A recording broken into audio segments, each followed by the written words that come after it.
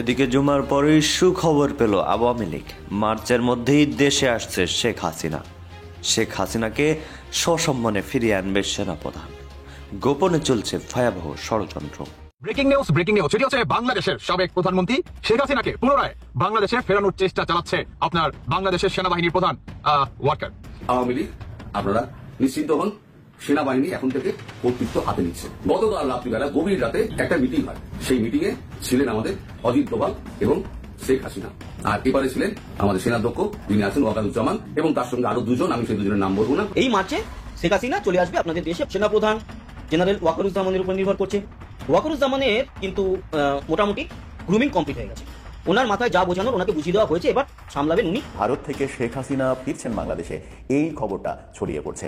কি হচ্ছে আদতে সব মিলিয়ে, বিশেষ করে সেনাপ্রধানের বক্তব্যের পরে কি ঘটতে যাচ্ছে? 32 নম্বর যেই হাত দিয়ে, যেই হাতুড়ি দিয়ে ভেঙ্গেছে, তাদের হাত পা ভেঙে দেওয়ার জন্য শেখ হাসিনা তার দলের নেতা কর্মীদেরকে নির্দেশ দিয়েছেন। সেরকম একটি ভিডিও ভাইরাল হয়েছে। ওয়াকারুজ্জামান, সেনাপ্রধান জেনারেল ওয়াকারুজ্জামান যে ভারতের এবং আওয়ামী লীগের একজন একনিষ্ঠ সেবক ও দালাল, যে এতে আমার কোনো সন্দেহ নেই। জেনারেল ওয়াকার একজন ভারত ও আওয়ামীপন্থী মুখোশের অন্তরালে তিনি একজন। দর্শক, দেশ প্রবাস দূরে কিংবা কাছে বসে যারা আমাদের দেখছেন, আশা করি সবাই ভালো আছেন। দর্শক, এই মুহূর্তে পাওয়া খুবই গুরুত্বপূর্ণ এবং এই বছরের সব থেকে শ্রেষ্ঠ গরম খবর আপনারা শুনতে চলেছেন। দর্শক, তাই সবাইকে রিকোয়েস্ট করছি এবং অনুরোধ জানাচ্ছি সবাই একটু ভিন্নভাবে আজকের সংবাদটির দিকে খেয়াল দিবেন। দর্শক, সেনাপ্রধান ওয়াকারুজ্জামানের বক্তব্য অনেকেই শুনেছেন এবং এই বক্তব্যকে কেন্দ্র করে কঠিন আকারে সুসংবাদ পেল আওয়ামী লীগ। জুমার পরেই এমন সুসংবাদ পাবে আসলে আওয়ামী লীগ কোনোদিন ভাবতে পারেনি। এখন যে কথাগুলো উঠছে সেগুলো হচ্ছে যে সেনাপ্রধান শেখ হাসিনাকে মার্চের ভিতরেই সসম্মানে বাংলাদেশে ফিরিয়ে আনবেন। দর্শক, কেন ফিরিয়ে আনার পরিকল্পনা করেছেন? আপনারা জানেন, ডক্টর ইউনূস সাহেব দেশ চালাতে সম্পূর্ণ ব্যর্থতার পরিচয় দিয়েছে বলে জনগণ দাবি করছে। দর্শক, আপনারা জানেন বাংলাদেশে যে পরিমাণ খুন, অত্যাচার আর বিভিন্ন ধরনের চুরি ছিনতাই বেড়েছে, এটা সম্পূর্ণভাবে দায় দিচ্ছেন ডক্টর ইউনূসের। পরে কেন তিনি পুলিশ প্রশাসনকে কঠোর করছে না? দর্শক, সার্বিক দিক বিবেচনা করে এবার সেনাপ্রধান যেই সিদ্ধান্ত নিতে যাচ্ছেন তাতে কিন্তু কপাল খুলতে পারে আওয়ামী লীগের, কপাল খুলতে পারে শেখ হাসিনা। কথা না বাড়িয়ে চলুন আমরা বিস্তারিতভাবে দেখে আসি। আশা করি সঙ্গেই থাকবেন এবং শেয়ার করে আপনাদের বন্ধুদের জানিয়ে দেবেন এবং চ্যানেলটি সাবস্ক্রাইব করে রাখবেন। তো দর্শক, চলুন একটা লাইক দিয়ে সম্পূর্ণ ভিডিও দেখতে থাকি। আপনারা নিশ্চিন্ত হন, সেনাবাহিনী এখন থেকে কর্তৃত্ব হাতে নিচ্ছে। গতকাল রাত্রিবেলা গভীর রাতে একটা মিটিং হয়, সেই মিটিং এ ছিলেন আমাদের অজিত দোভাল এবং শেখ হাসিনা, আর এপারে ছিলেন আমাদের সেনাধ্যক্ষ যিনি আছেন ওয়াকারুজ্জামান, এবং তার সঙ্গে আরো দুজন, আমি সেই দুজনের নাম বলবো না কারণ জিনিসটা আরো খোলসা হয়ে যাবে। এই যে মিটিংটা হয়েছে এটা কিন্তু সাধারণ ফোনে হয়নি, এটা স্যাটেলাইটের মাধ্যমে হয়েছে। আমাদের যে ডিআরডিও একটা স্যাটেলাইট বার করেছে, মানে আকাশে রেখে দিয়েছে, সেটা হচ্ছে শুধু ভারতবর্ষের যত গভর্নমেন্ট অফিস আছে এবং মন্ত্রকগুলো আছে ওই স্যাটেলাইটটা ইউজ করে। ওখানে আর কেউ ঢুকতেও পারবে না, একেবারে সিকিউর স্যাটেলাইট। ওই নিজস্ব স্যাটেলাইটটা দিয়ে, তার জন্য অনেক টাকা খরচা করতে হয় ভারতবর্ষে, প্রচুর টাকা খরচা করবে, বছরে কয়েক বিলিয়ন টাকা খরচা করতে হয়। তো ওই স্যাটেলাইটটা দিয়ে এই সমস্ত কাজকর্মগুলো হয়, সিকিউর লাইন। এই সিকিউর ভিডিও কলে ওপারে ছিলেন ওয়াকারুজ্জামান এবং এপারে ছিলেন শেখ হাসিনা, বাংলাদেশের প্রধানমন্ত্রী, এবং পুরো ব্যাপারটা দ্বৈতভাবে কম্পেয়ার করেন অজিত দোভাল। এই মিটিং চলে প্রায় 28 মিনিট মতো, আমি যতটুকু জেনেছি, কম বেশি হতে পারে, দেখুন এটা আমি তো অত কারেক্ট খবর পাওয়া যায় না, 28 মিনিটের এদিক ওদিক হতে পারে, একটা কথাবার্তা হয়েছে। সেখানে গত কয়েকদিনের কি অবস্থা ছিল, এখন কি অবস্থা, এবং আগামী 7 দিনের রোড ম্যাপ শেখ হাসিনা তৈরি করে দিয়েছেন। অজিত দোভাল উপস্থিত ছিলেন, কিন্তু রোড ম্যাপটা তৈরি করে দিয়েছেন শেখ হাসিনা, যিনি ভারতবর্ষের বাংলাদেশের বৈধ প্রধানমন্ত্রী। তিনি 7 দিন বাদে এই 7 দিন বাদে আবার একটা মিটিং এর অ্যারেঞ্জমেন্ট হবে। সেই মিটিং এ এই যে রোড ম্যাপটা তৈরি হয়েছে, সেই রোড ম্যাপটা একটা করে ঠিক করবে, কটা হলো ঠিক হলো, কটা ঠিক হলো না, কটা বাকি হয়ে গেল, ঠিক হলো মানে কটা বাকি হয়ে গেল। এখন এই মিটিং এ কি হয়েছে সে ডিটেলস যা আছে, সেই ডিটেলস তো আমাকে প্রথম কথা আমি জানতে পারিনি, আমাকে বলবেও না, আর যদি জানি যেটুকু জানতে পেরেছি সেগুলো বলার মতো নয়।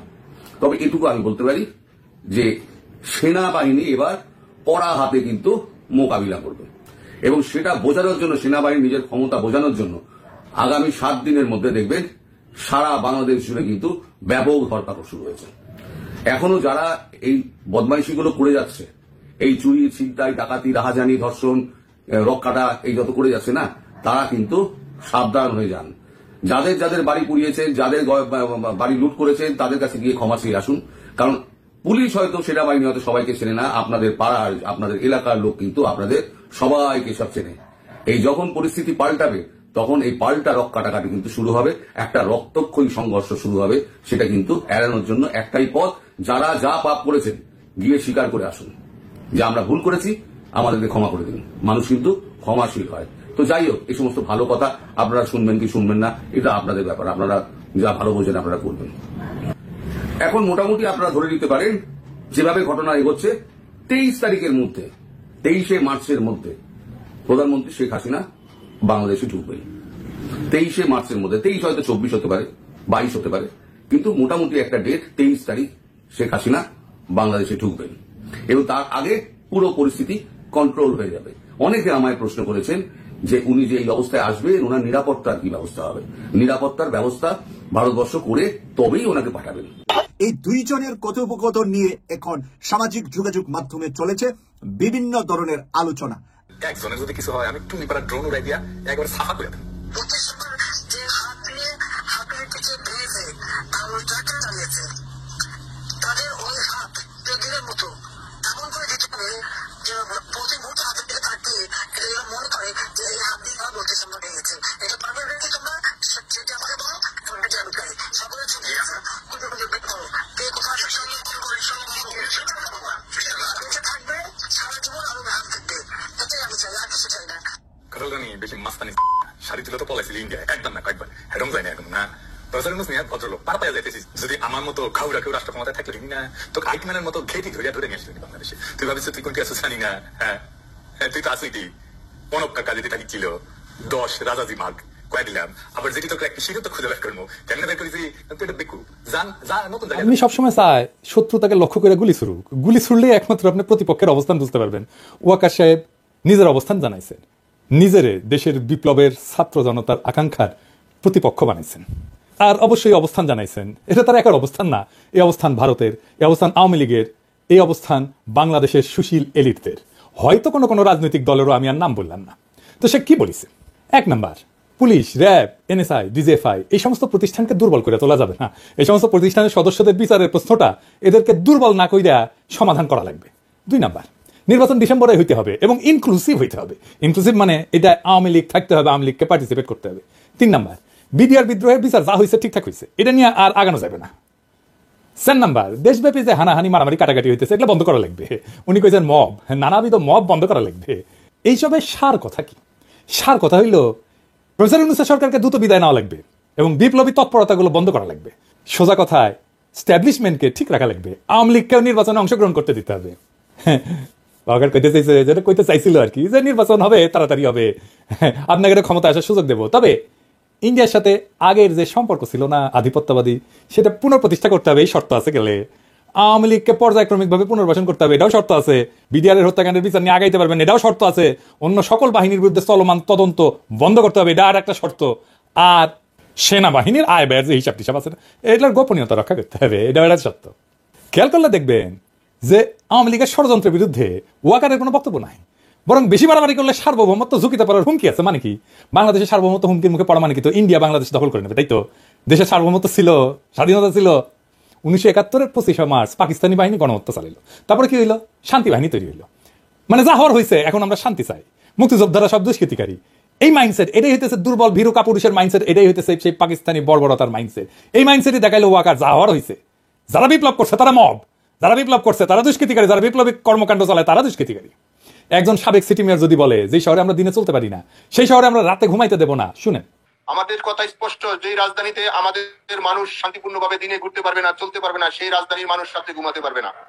আমরা সেইভাবে আমাদের তৈরি করে নিছি। আমাদের ডিসিশন, আমাদের মূল ব্যক্তি, আমাদের নেত্রী যেভাবে এখানে সাজেশন করবে, আমরা পরামর্শ করবে, আমাদের যেখানে যার সাথে আলোচনা দরকার সেইটা করব। যেখানে হাসিনা বলে সহিংসতার নির্দেশ দেয়, শুনেন। 25 নম্বর, যে হাত দিয়ে হাতুড়ি পিঠে ভেঙেছে আঙুল টাকা চালিয়েছে, তাদের ওই হাত প্রদিনের মতো এমন করে দিতে হবে যেন প্রতি মুহূর্তে হাতের দিকে তাকিয়ে এটা যেন মনে করে যে এই হাত দিয়ে তারা বলতে সম্ভব হয়ে গেছে। এটা পারবে নাকি তোমরা, সেটা আমাকে বলো, সেটা আমি করি। সকলে ছবি আছে, খুঁজে খুঁজে বের করো কে কোথায় বেঁচে থাকবে সারা জীবন আর হাত দেখবে। এটাই আমি চাই, আর কিছু চাই না। আর যেখানে আওয়ামী লীগেরা প্রকাশ্যে এরে ওরে জবাই করার কথা বলে, শুনেন আমার জবাই করার কথা বলছে পিনাকি ভট্টাচার্য ফ্রান্সে একটা লয়ের কথা বলি, if you kill someone you don't need to death penalty, maybe life in the prison 10 years 12 years। ফ্রান্সে কি বাংলাদেশের মানুষ নাই? পিনাকির মতন একটা কুকুর এই ধরনের কাজ করে যাবে আর বাংলাদেশের মানুষ এখানে বসে আছে? অ্যাসাইলাম মারা একটা কুকুর এখানে বসে আছে, এই কুকুরটার গলা কাইটা যদি এখানে কোনো মানুষের ডেথ পেনাল্টি হবে না, life in the prison. I am challenging, I am sorry. এবার শোনেন ইলিয়াসের জবাই করার কথা বলছে। ইসলাম যদি আমাকে অ্যালাউ করতো কাউকে খুন করা, 1 নম্বরে আমি খুন করতাম দিস গোয়িং টু লাইফ, 1 নম্বরে আমি খুন করতাম ওই একে কি বলে ইলিয়াসকে। Is another talented but very deeply rooted within the wrong process and this Hasnat guy. সেখানে ওয়াকার কারে হানাহানি থামানোর কথা বলতেছে, কারে? হাসিনাকে তো বলে না। ওয়াকার বলে কাদা সরাসরির কথা, মানে রাজনৈতিক বিতর্ক থাকবে না সমাজে। 15 বছরের ফ্যাসিবাদের ভূত 7 মাসে দূর করা যাবে? ওয়াকারকে নিজে তার দায়িত্ব পালন করেছে। আওয়ামী লীগারদের ক্যান্টনমেন্টে আশ্রয় দিছে কে? দুর্বৃত্ত জেনারেলদের নিরাপদে পালায় যেতে সাহায্য করছে কে? দেশের রাজনৈতিক পট পরিবর্তনের সময় ইন্ডিয়ান সেনা প্রধানের সাথে সার্বক্ষণিক যোগাযোগ রাখছে কে? এই ওয়াকার। এমনকি হাসিনার শেষ সময় সেনাবাহিনী নামায় তাদের দিয়ে বিক্ষোভকারীদের উপরে গুলি করা, ড্রোন দিয়া বিক্ষোভকারীদের ইন্টেলিজেন্স দিছে না আর্মি? ওয়াকার দিছে না? আয়নাঘরে প্রফেসর ইউনুসকে যাইতে বাধা দিছে না আর্মি? আয়নাঘরের ক্রাইম সিনকে তার আওতাধীন এলাকায় পরিবর্তন করে দেওয়া হয়েছে না? ওয়াকার যে বিকল্প ক্ষমতা কেন্দ্র করে সিসি হইতে চাইতেছে, তার যে খায় সেইটা, আর তার মাধ্যমে হাসিনার আর ইন্ডিয়ার ইন্টারেস্ট পুনর্বাসন করতে চাইতেছে, তা আমি অনেক আগে থেকে বলতেছি। এডিটর সাহেব দেখান আমার ভিডিওর থাম্বনেইলগুলো, পাশে তারিখ দিয়ে দিয়েন কত তারিখে এটা দিছি। ওয়াকার সাহেবের বক্তব্যে ফ্যাসিবাদের পুনরুত্থানের লক্ষণ স্পষ্ট। ওয়াকার যা বলছে তার মধ্যে পতিত সরকারের দালালদের রক্ষা করার ইঙ্গিত স্পষ্ট। তর্জনী উঠায় সবাইকে সতর্ক করছেন ওয়াকার সাহেব। ওই তর্জনী আমরা চিনি, ওইটা মুজিবের স্বৈরাচারী তর্জনী, ওইটা হাসিনার ফ্যাসিস্ট তর্জনী, ওইটা মোদির হিন্দুত্ববাদী তর্জনী। এই হেডম কই থেকে আসে তা আমরা জানি। ওয়াকার সাহেব মেলা সেনা প্রধান আসতে গেছে, ওই চেয়ারে যতদিন ততদিনই হেডম, মাথায় রেখেন কথাটা। দর্শক, ব্রেকিং সংবাদ। ছাত্রদের কমিটিকে কেন্দ্র করে ঢাকা বিশ্ববিদ্যালয়ে তুমুল সংঘর্ষ, তুমুল হট্টগোল, তুমুল মারামারি এখনো চলছে। উত্তপ্ত পুরো ঢাকা বিশ্ববিদ্যালয়, উত্তপ্ত রাজধানীর বেশ কয়েকটি সরকারি এবং বেসরকারি বিশ্ববিদ্যালয়। তো দর্শক, সর্বশেষ আপডেট, ছাত্রদের নতুন সংগঠনে মারামারি 2 সমন্বয়ক হাসপাতালে। তো দর্শক, সকাল থেকেই ঢাকা বিশ্ববিদ্যালয়ের মধুর ক্যান্টিন একেবারে উত্তপ্তকর পরিস্থিতি বিরাজমান করছিল। একেবারে দিন শেষে, বেলা শেষে একেবারে সেই সংঘর্ষে গড়ালো। তো দর্শক, এই যে দেখেন, নিজেরা নিজেদের মধ্যে ছাত্রদের কমিটিকে কেন্দ্র করে যে তুমুল মারামারি, তুমুল হট্টগোল, হাতাহাতি, কিল ঘুষি এগুলো করা হলো আজকে। এতে সবচেয়ে লাভবান হয়েছে জানেন কে? আওয়ামী লীগ, ছাত্রলীগ, যুবলীগের নেতাকর্মীরা। এই যে দেখেন, ছাত্রদের কমিটিকে কেন্দ্র করে বিশ্ববিদ্যালয়ে যে আজকে সংঘর্ষ চলছে, সংঘর্ষ হচ্ছে, 2 জন সমন্বয়ক ইতিমধ্যে আহত হয়েছে, তাদেরকে ঢাকা মেডিকেল হাসপাতালে ইতিমধ্যে নেওয়া হয়েছে। এই সুযোগগুলোই কিন্তু আওয়ামী লীগ খুঁজতেছে, নিজেরা নিজেদের মধ্যে আধিপত্য বিস্তার নিয়ে ফাটল সংঘর্ষে রূপ নিবে, নিজেরা নিজেদের কপালে শনি আনছে, যেটা বাস্তব কথা, যেটা বাংলা কথা। তো দর্শক, আজকের পরিস্থিতি কোনোভাবেই এমন হবে আমি ভাবতে পারিনি। কিন্তু সকাল থেকেই ছাত্রদের নতুন কমিটিকে কেন্দ্র করে মধুর ক্যান্টিন একটু টান উত্তেজনা ফিল মনে হয়েছিল। তো দর্শক, কি নিয়ে, যারা কমিটি গঠন করার পর কি নিয়ে সংঘর্ষটা হলো? কমিটি গঠনের পর যারা পদ পায় নাই, পদবি পায় নাই, তারা উত্তেজিত হয়ে পড়ে। এক পর্যায়ে একেবারে রণক্ষেত্র, একেবারে উত্তপ্তকর পরিস্থিতি হয়। তো দর্শক, আমি আপনাকে বলবো পুরো ভিডিওটি দেখবেন, তাহলে বুঝতে পারবেন কি ঘটেছে। আমি একটু দর্শক আপনাদেরকে পড়ে শোনাই, পুরো ভিডিওর সঙ্গে থাকবেন। ছাত্রদের নতুন সংগঠনের মারামারিতে 2 সমন্বয়ক হাসপাতালে। একটু আগে ঘটনাটা বলি, তারপর দর্শক শ্রোতা কি হয়েছে সেটা আমি পড়ছি।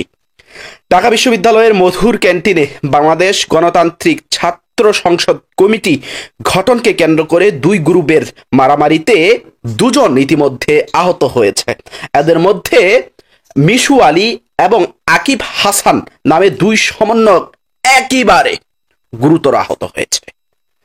আজ বুধবার 5:30 দিকে, একটু আগে দর্শক, ব্রেকিং সংবাদ একেবারে, বুধবার 5:30 দিকে আহত অবস্থায় তাদের উদ্ধার করে ঢাকা মেডিকেল কলেজ হাসপাতালে জরুরি বিভাগে নিয়ে গিয়েছে তার বন্ধুরা, তার সহযোদ্ধারা। তাদের বলা হচ্ছে সাকিব আল হাসানকে হাসপাতালে নিয়ে আসা ঢাকা বিশ্ববিদ্যালয়ের শিক্ষার্থী নাহিদ হাসান জানান, গণ অভ্যুত্থানের ছাত্র। তো দর্শক দেখলেন খুব গুরুত্বপূর্ণ প্রতিবেদন। এতক্ষণ আমাদের সাথে থাকার জন্য সবাইকে ধন্যবাদ জানাচ্ছি। পাশাপাশি ধন্যবাদ জানাচ্ছি আজকে আমাদের ভিডিওর আলোচক বৃন্দদের। দর্শক দেখছিলেন খুবই গুরুত্বপূর্ণ প্রতিবেদন। দর্শক এখন আপনি কি বলবেন এই বিষয়ে, আপনার কি বলার আছে অবশ্যই একটু জানান। আসলে ডক্টর ইউনূস সাহেব কি দেশ চালাতে ব্যর্থ, নাকি তিনি সুন্দরভাবে দেশ চালাচ্ছেন, একটু কমেন্টের মাধ্যমে জানাবেন। তো দর্শক কথা আর বাড়াতে চাই না, অনেক সময় হয়ে গেছে। তো ভালো থাকুন, সুস্থ থাকুন। পরবর্তী আপডেট পেতে আমাদের চ্যানেলটি অবশ্যই সাবস্ক্রাইব করে পাশে রাখা বেল আইকনটি অবশ্যই বাজিয়ে রাখবেন। তো আল্লাহ হাফেজ, পরবর্তী ভিডিওটি দেখা হবে।